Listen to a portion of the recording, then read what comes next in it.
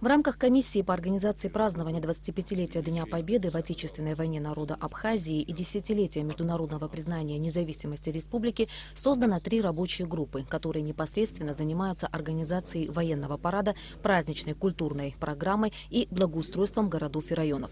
Министр обороны Мираб Кишмария доложил о готовности подразделений Министерства обороны к главному событию года. Расчеты составлены, техника готовится, праздничная форма заказана в Российской Федерации. Всего 1221 человек примет участие в параде. Запланировано с 1 июля уже подготовка всего личного состава с привлечением всех ведомств, которые будут привлечены к этому параду. С конца августа в республике будет проходить множество мероприятий, приуроченных юбилейным датам. Конечно же, основные пройдут 26 августа и 30 сентября. Проект сценария праздничной программы ко Дню международного признания независимости уже составлен. Главное мероприятие 26 августа оно пройдет в Абхазской государственной филармонии. И я план с Геннадием Леонидовичем тоже только что ознакомила, и, на мой взгляд, вполне справедливое замечание о том, что сделать этот концерт из 2 отделений, кроме официальной части, да. Первое это будут хор Пятницкого, который приезжает, и второе отделение мы сделаем наше. В МИД Абхазии в преддверии 26 августа планируется проведение конференции на тему «10 лет признания. Итоги и перспективы». Планируем 8 круглых столов. Это по темам, по экономике Абхазии, по межпарламентскому сотрудничеству, по гражданскому обществу. Отдельный круглый стол мы посвящаем национально-освободительной борьбе народа Абхазии. Далее Абхазия в контексте современных угроз и вызовов. Предусматриваем тему культурного и гуманитарного взаимодействия Абхазии с современным миром.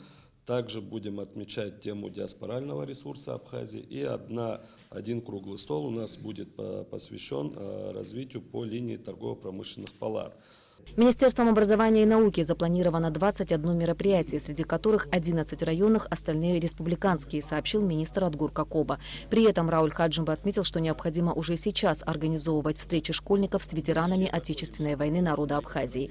На канале абхазского телевидения запланирован цикл передач в прямом эфире с участием ветеранов Отечественной войны и матерей погибших в войне, а также серия новых очерков. Все, что в наших силах, постараемся, в первую очередь, до парад Победы, естественно, мы в прямом эфире будем освещать.